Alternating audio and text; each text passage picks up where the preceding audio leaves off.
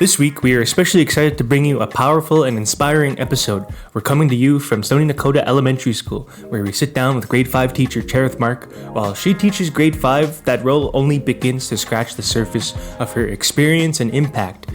Cherith was instrumental in the development of the Îyethka language dictionary and spent many years working in language and cultural revitalization within the community.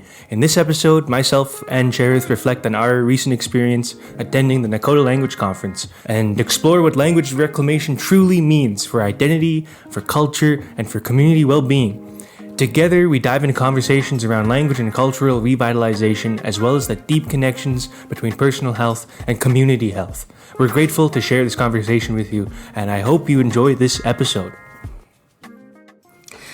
Âba Wathtech, ham chaze mankubize hria no da hawia mangyabit.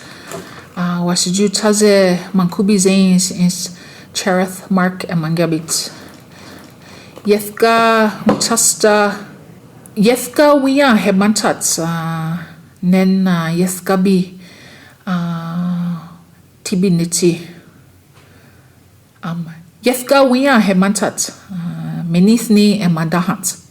My name is Cherith Mark. I'm from the Stoney Nation here in Menithni, formerly Morley, Alberta. Currently, I am the grade 5 teacher here at Dānít'ádā Elementary School. Right on. Cool. And then how was your journey, your career journey to get here?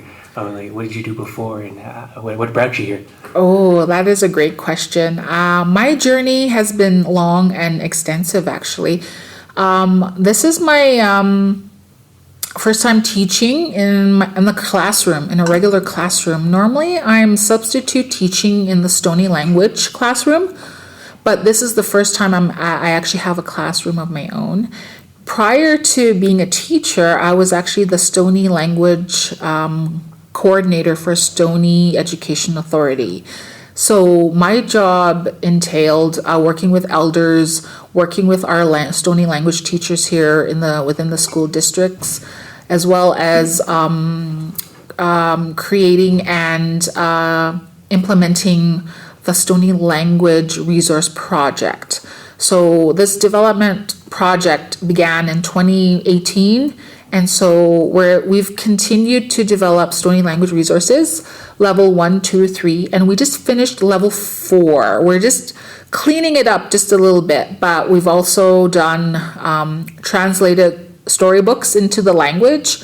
We've created a Stoney student print dictionary as well as an online dictionary. So a lot of work went into that since 2018. So I've been pretty busy. Nice. No, that's awesome. Yeah. That's pretty cool. Did you work on the Stoney dictionary then? Yes. Yes. Yes. Yeah. That's cool. No, it is. How was that, making that? Oh, it was quite the experience, actually. Nobody tells you what to expect, especially when you're working in language. Language revitalization, language retention. This was a whole new area for us, mainly because we've always been speaking the language within the community, at gatherings, in the homes, and now we have teachers teaching it in the schools.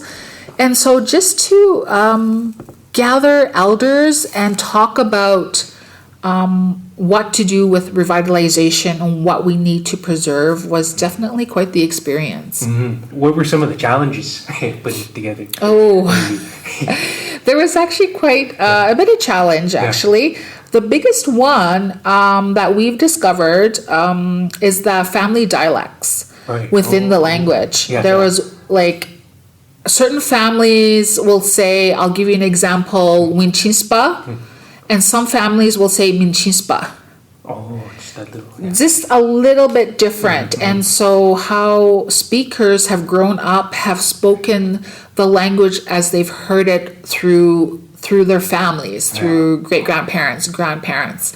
So they've heard it through them, and so which is why they've managed to preserve it. But there's definitely subtle differences in how the pronunciation of certain words. Another word would be, some families say impabin, and some will say opabin for rock. Oh, Yeah. just a little, yeah. Just a tad different. Right, and right. so this is what we came across. Yeah. And it was a back and forth battle. But what we've actually did was incorporate every subtle difference in the word usage, and we put it all in the dictionary. Nice. That way, each person or certain families were represented in the pronunciation of words. Right. We had to put it all in. Yeah. Unfortunately, what's in the dictionary, we actually had to do consensus. A number of people said, okay, yeah, you can put that there as long as you put this other one, the other way to say it, maybe in the glossary or something like that. As long as you include that in there. So yeah, so that's one of the biggest ones that we've actually encountered, which I've never thought of. Yeah. You would encounter, like you hear of dialects, but there's dialects within the families. Yeah. Certain families. Yeah. I'm just thinking that's how it is in Sitana. Yeah, Families, there's kind of the different ways they Exactly. say it. And, but that's really cool. Exactly. I was using that dictionary too during the language conference. Oh yes. It was like I was trying to listen to what people were saying. Yeah. Yeah. Yeah. I wish it was more. There was more language revitalization in Sutana because it's really inspiring. Like what's going on here. Yes. Yeah. Yeah. It's really cool to see. Yeah. That's good. Yeah.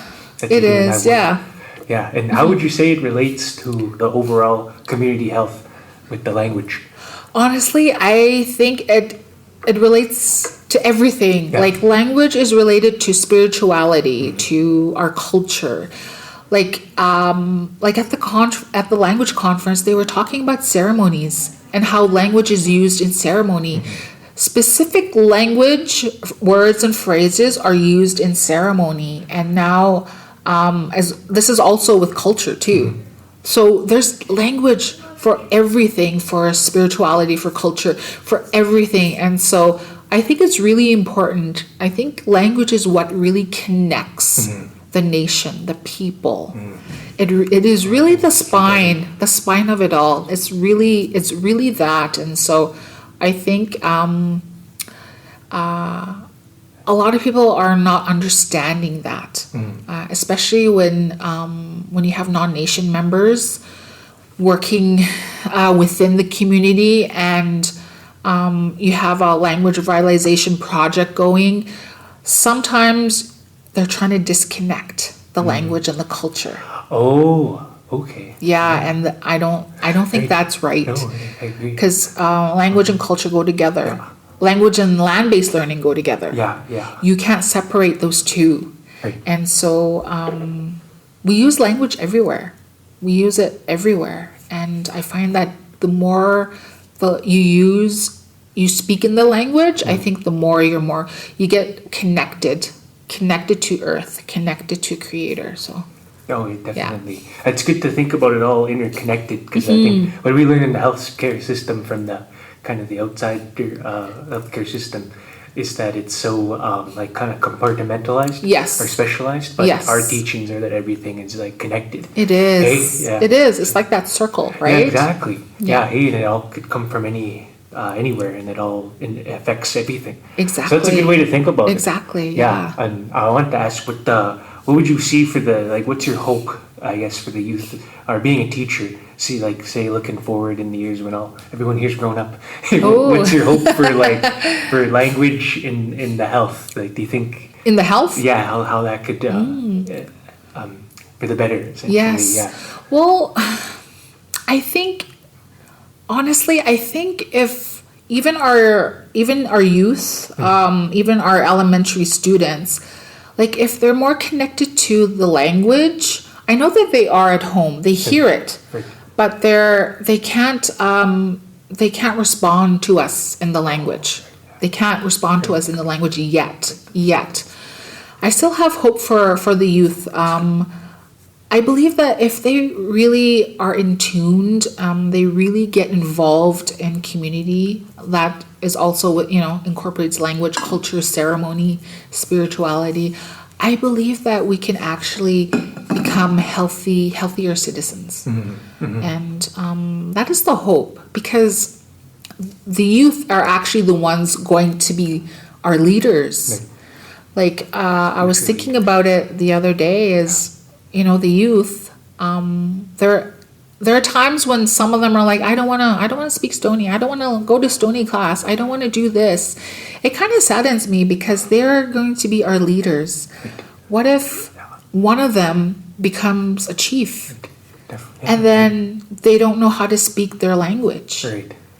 All they can do is, speak to the public in English, which is fine. But at the same time, language is what connects us to our identity as people. Yeah. And so I believe that, especially for health, like, I believe we can be more healthier people when we're more actively involved in community. And that's in everything, like going to ceremony, culture, learning the language. Like, being bilingual should be encouraged, should be promoted. There's people who are trilingual and, on and on. And you're like, you're actually able to communicate not only in the English world, but in the, in your nation, within your nation. That's and really good. A lot of them don't understand that. Yeah. No, that's really good to have, because I learned a lot at that language conference. Yes. I was learning a lot about how it was connected to the culture and the ceremony. Yes. And it's like kind of a connect direction to the ancestors. Yes. So that was really, that was awesome. Yeah. Because me being Tūtena, I love those those conferences. Yeah. Because then I come back and I'm like, oh yeah. Yes. You're like, we could do so much, right? But no, that's a good message. Do you have any messages, do you think, for anyone listening, for like just to take with them about cultural revitalization, maybe, and maybe a wider thing too, maybe not just about language, but about like culture, and like walking into worlds. Oh my gosh, yes, walking into worlds. Yeah. Like, I think that the term "two eyed seeing" is also similar, right? Yeah.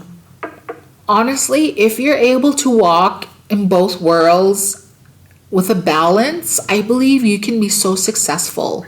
By that I mean, if you're able to get an education, like high school, post-secondary, trades, whatever, I encourage young people to do that. But at the same time, don't forget who you are and where you come from. This is so important, because I'm trying to teach my students who they are and where they come from. They haven't, are having this talk at home about who they are. They're like, I'm always telling them, you guys are Stoney. You guys are Stoney members. You're from this community. You guys should be proud. You have to speak, start speaking the language. It's okay, if you make mistakes. And, it's just really encouraging those youth to really go for that, just to really go for it. I think sometimes they don't realize how important it is. Because to them right now, there's other things that they're worried about, right? Like food sovereignty, poverty, all those things. And so this is kind of an added layer for them, which is kind of, I see why that they're struggling to survive. Like some of our families are like that. But at the same time, it's really important to get involved in community events, community ceremonies. I know that ceremonies do take place, and just to kind of sit and listen to the elders talk, because we're losing elders really rapidly, and it's quite sad, because only a few will have that knowledge that has been passed down, and so we're trying to get as much info, like sitting here talking about it. I wish I recorded more of my late uncle, my late father, my late grandparents, about all this knowledge, and just sitting here, I'm like, wow, I should have done that at that time. It just makes me think about stuff like that. Yeah, it's because we're losing our fluent language speakers in Tsuut'ina. Yes. We had like 20 left. Wow. It's gone down still. Wow. So that's like really important to sit with the elders, Yes. especially in the Tsuut'ina. Yes. But I like what you said with the education. Yeah. With how important It is. because some people just kind of it is just like an afterthought. Yeah. But I think it is really important because you have but kind of taking knowledge from everywhere, eh? Yeah. And making it. put it Exactly. together. And then you could have that, contribute to the community in that way too. Right? Yeah. So that's good. I mean, Yeah. you said that too. Yeah, like I do not I totally support people who go into post-secondary because I've done post-secondary and it's made me the person that I am because I've learned so many things from these institutions, and then you kind of get that information and you kind of mold it the way you see it and then applying it, especially like here teaching, like teaching, getting that education from the education program, and then modeling it for the students and That's good that you had the school here and the opportunity to pass it on. Yeah, and stuff. definitely. That's awesome. Yeah, no, that's cool. Yes. Anything else other than maybe like focusing on education that you would want to add maybe to the community on health? As people are getting older, I think for myself, I'm starting to realize how being active is so important. Like whatever, walking, hiking, running, whatever, swimming, whatever it is. Yeah. I know that especially the young adults are into that, but as you get older, that's also important too. Keep it up. Exactly. Yeah. And also too, like what you eat, what you take in is really, really important. Because, like our nation, I'm sure, your community is like that as well, but we have like diabetes and I was just all sorts of different illnesses that are coming up, and so we really have to be aware of these things and take advantage of services that we have.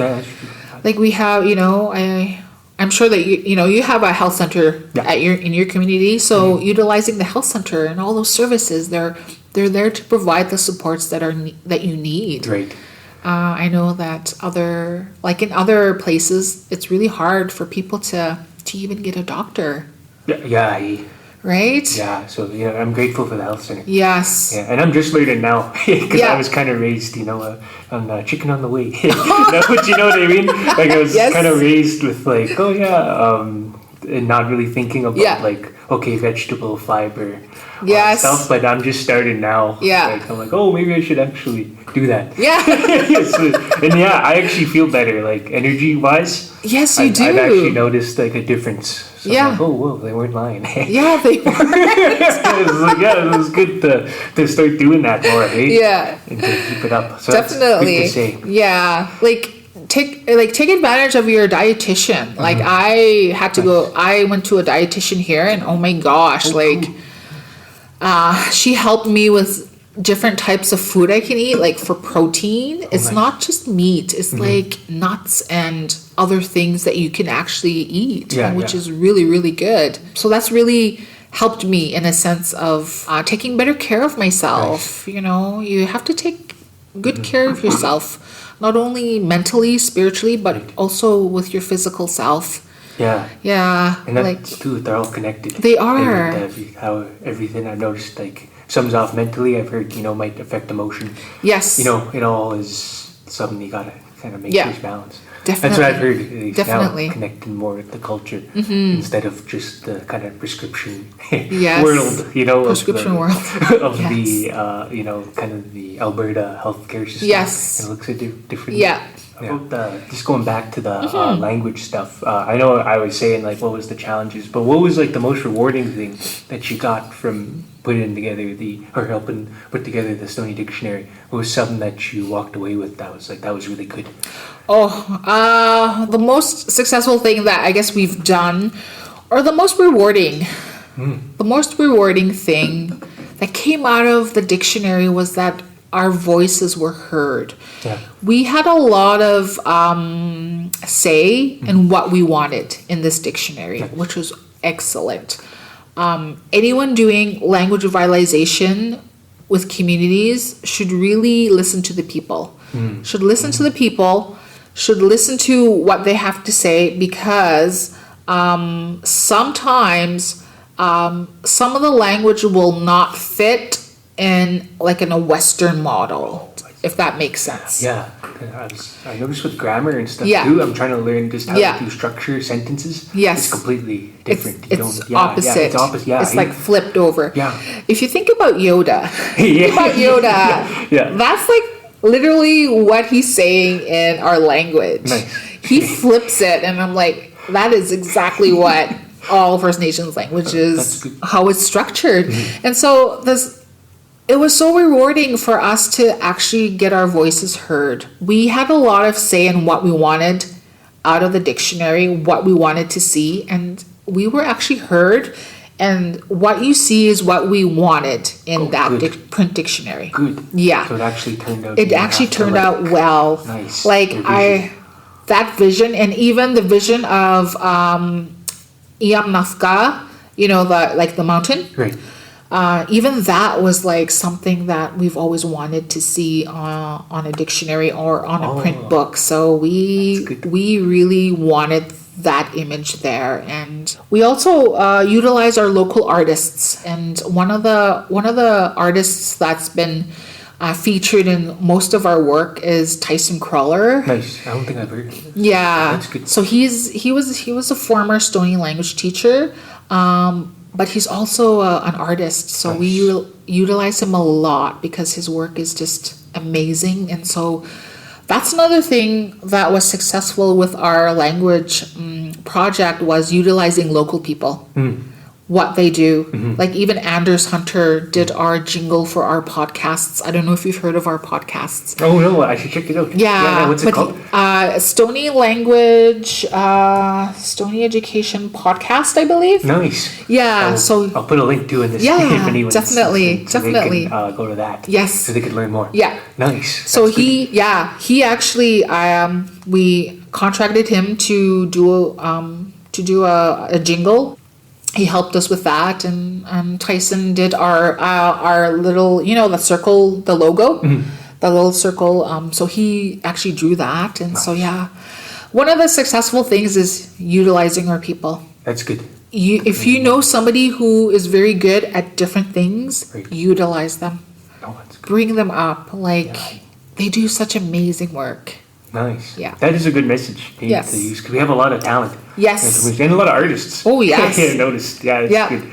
Yeah, I'm a musician myself. I do drums and stuff. Oh, and I'm in a nice. band today. But I've been jamming with everyone from Dānít'ádā and sometimes from Îyethka. Oh, okay. And stuff, Nice. Exactly. There's a lot of people, there's a lot of talent here. In There our own is. communities. Yeah, there is. It's a good message. Yeah. Yeah, and I was just thinking too, because sometimes we'll get people listening on our website that aren't from the communities to kind of get an idea of who we are and what we do. Yeah. Do you have any messages for anyone who is interested in working even in the community, in the Îyethka community that's not from here? Do you have any messages of them, what should they, even the greetings and what they should do, or because sometimes they're a little nervous. Yes. They don't know what. Yeah. Because they haven't heard. We're just that disconnect. So our community, even though we're a small community, we can be very, very vocal, but at the same time, we're also very welcoming. We welcome people. Yeah. And the first thing that when you're being welcomed by a Stony Nation member, they will say Âba Wathtech, and they'll reach out and shake your hand, and then they'll say Okants, welcome, yeah, Tinu, come in. So those are three really important words that have come out of the home, actually. Even visiting, visiting each other. Yeah. Family members, relatives, they'll say, Okant Tinub, that's where that came from. And so this is what we're utilizing here in our school is Âba Wathtech, Okant, Tinub, welcome. Come inside, and then that's basically the way that we welcome visitors. And yeah, it's just like coming in and then just showing them around. Yeah. And for people who want to work with the community, I would say cultural education is also important. If there's culture education being offered, please take it. Each community is so different. Right. Like even here, Minisni, Gahna, Kiskawaptan, those three communities are so different, even though we are all Stony. So different. So utilize any cultural training activities, events, ceremonies that are happening. Please come and learn. And sometimes some of these events will be dual, like some of them will be in Stony and then some will be in English. And so, because we're always considerate of who's there. Sometimes most will say it in the language, but they'll be considerate and they'll also speak in English. Nice. But so get to know the people, get to know what's happening, because especially here in the school, sometimes students, if they're acting out or if they're not themselves, then, it has nothing to do with the teacher or the school. It has to do with something happening at home. Right. And that's so important. Yeah. Well, it's good having that patience. Yeah. I'm trying to learn more Îyethka. Because I'm like Tsutena. Yeah. I'm trying to learn it a little more, and it was useful at that language conference. I don't know, Thomas had that he was translating. Okay. He had I had like a earpiece. Yeah. So anytime it was in Stony, he would go English and then English to Stony, so I could hear and I'm starting to get it now. It was actually kind of wild. When I went back, I had a dream, and the dream was in Stony. Really? So I was like, oh, okay. I feel like that's kind of cool. That's awesome. Like being at the conference. Yeah. But then, I don't know, it's I wish, because when you go back, then I just switch back to English. Yeah. But, Yes. I just got to be consistent with it in my own language, Tsutena. Yeah. Start going to those classes. Yeah. Like Gunaha is what it's called. Oh, okay. In Tsutena. And they've been doing a lot of work, the Gunaha Institute, trying to do language revitalization. Nice. Yeah, that's great. So that's good. They're getting, like, every year it's getting bigger. That's great. And getting better. So that's nice to see. so awesome. Yeah, so that was good to see. And that I remember that speaker too was from BC, I think. They're saying that even though they don't have a lot of speakers left, that they have everything in like menus, or they have the language on signs, and the language is everywhere. Yes. So I thought that was really good, because like sometimes I get discouraged that there's like not a lot of speakers left. Yeah. But then it's like we have our signage and stuff in Tsutena. Yeah. And we have our people hopefully are starting to greet each other more. Yeah. So even if we might not have a lot of fluent speakers, we have a lot of like content and stuff like that. Yes. That's in Tsutena. Yes. So I'm like, there's still hope. Yes, there is. There is. Yes, we're not done yet. Yes, no, definitely. And you actually bring a really good point, because I'm noticing that communities are starting to write in the language. A lot of signage is going up in the language, which is great. Yeah. Like, thinking back to when I was a youth going to high school, I did not see anything like that. It was all English. And so it's like, change. There's definitely a flip. Nice. And I'm really, it's really good to see all the signage. And honestly, do you guys have an alphabet? Yes. Yeah, we Okay. have one, and we have resources that Gunaha will put out on their website. Okay. Yeah, in order to, and there's certain sounds that are really hard. Yes. That I don't know, that I'm trying to learn. Yeah. In Tsutena that aren't in English. Or the guttural stops too. Yep. But yeah, we do. Definitely. Here's a little tip. If you study your alphabet, the language alphabet, I guarantee you the way you speak and write in the language is going to change. Like you have to really know your language's alphabet. Okay. And then I don't know if you have nasal vowels in your language. We do. Okay. Yeah, I saw it. Yeah. So those nasal ones are always tricky, but once you get and understand the nasal vowels, I guarantee you, when you write it, it's gonna come naturally. When I was a little girl, I my first language was Stony. So when I went to kindergarten, it was really hard for me to go to school because I was fluent. And it was really hard because English was hard for me. Yeah. I didn't get to write my language until later on. It was because of that alphabet. I was looking at that alphabet and the sounds that they make. And then the nasal, really listening to the nasal. Nice. Because sometimes when we write it, it's so foreign to our students. Because they're literally writing English right now. Right. We're instilling English in them right now. Right. At the same time, they're getting Stony class, Yeah. which is totally different way Right. of spelling, Yeah. totally different way of reading. And I can see them fighting You can up see it. here. Yeah. They're like, oh, this is not how you write it, Oh, that's interesting. Yes. That's to see. And Yeah. You get to see that. Yeah. Wow.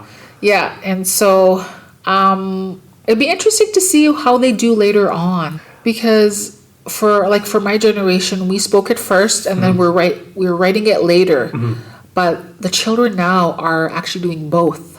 Right. They're speaking and writing, Yeah. both in English and in the language. And so they have twice as much on their plate. Right. It's like a lot. It is. Yeah, So it'd be sounds- interesting to see how that develops later on. Right. Because that's a strong foundation. That It is. Hopefully that later on it'll be easier to. Yeah. But I was even talking with September, and she was saying sometimes you could hear it, like the older generation, you can hear it. Yeah. And you understand it, but then if you read it sometimes it doesn't connect. Yeah. And it's tougher. Yeah. To see it. Yeah. Versus hearing it. Yeah. Oh, I thought that was interesting. Yeah, actually, it is, because another thing too is translation. It's not easy to translate English to the language because our languages are so descriptive.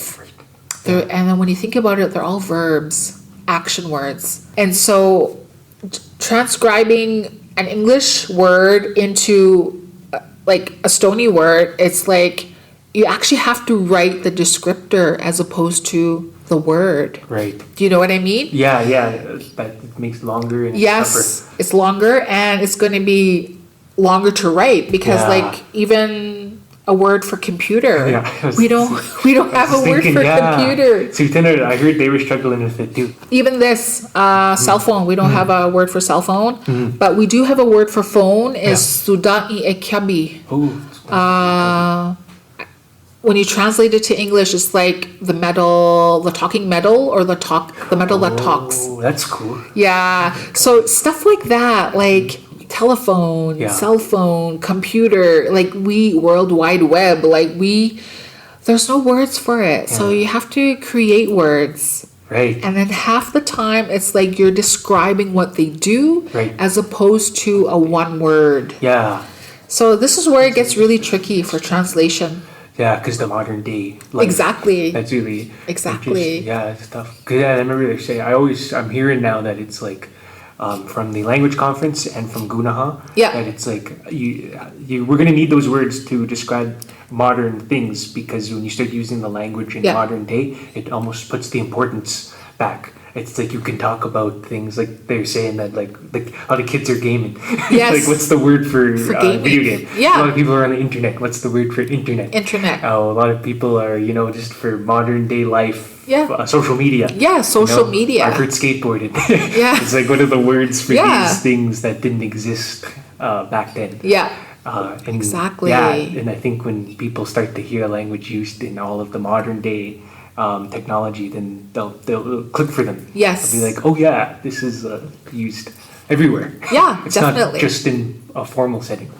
Yeah. And I thought that was really inspiring to me, because sometimes people will only talk Tsutena in a formal Yeah. setting, and they Okay. don't say in the just hanging out Yes. casually. But here I've noticed everyone will say it like it's cool. Yeah, I'm like this is informal. awesome. Yeah, just like when I see people that I grew up with, like relatives, cousins that I've gone to school with, just catching up with them. Oh, dokenya on, Yeah. dokenya oninga. Yeah. Like, how are you doing? Like, what are you doing?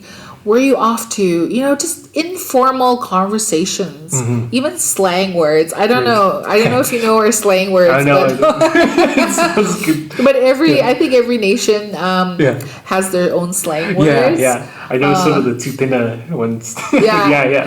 Like even that, and just like I liked what Dr. Jordan Latcher? He said that language lives when between two people. Yeah. When you're talking, That was a good one. this is where the language lives. Good presentation. Yep. Yes, as opposed to It's not just inside. no, it's not just inside. Actually, when you talk to another speaker, that's where the language lives, in between those two, because that conversation is happening. It's back and forth. Yeah. That was really powerful. It was. That was a good thing. I wrote that down. Yeah. I was I was like, like, oh my we can't gosh. just like hang on. And I've heard too it's to inspire the elders to pass it on. Yes. To say that it's okay. Yeah. Because then I didn't really learn a lot because Yeah. I don't think it was they had that I guess confidence to pass it on, or they didn't know how useful it was. Yeah. Yes. And now it's kind of we're seeing the older generation is they're saying, oh no, it's good, that's good stuff, you know. Yeah. That's you should pass it on. Yes, you should. They should. And you actually really bring up a good point, is because sometimes some of the young parents don't encourage speaking it at home, even though they are speakers. Mainly because I think I even heard that one of them said, "What use is the language when they get older?" Oh, You know. gee. Yeah, and then some parents are like, well, I want my child to learn English so they can be successful in school. And there's research out there that being bilingual will actually make you successful in school and in post-secondary. Yep. I truly believe that. Yeah.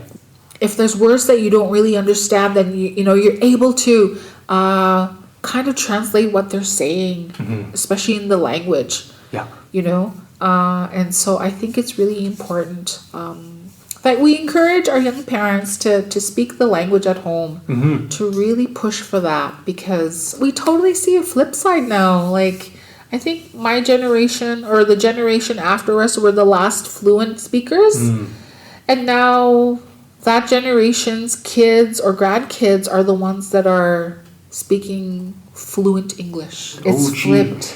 Great. Yeah. Jeez. It is. It's so heartbreaking at the same time, but there's still, like you said, there's still hope Yes. that Yeah. even learning words, even learning all these things, like you can still learn. You can still learn that.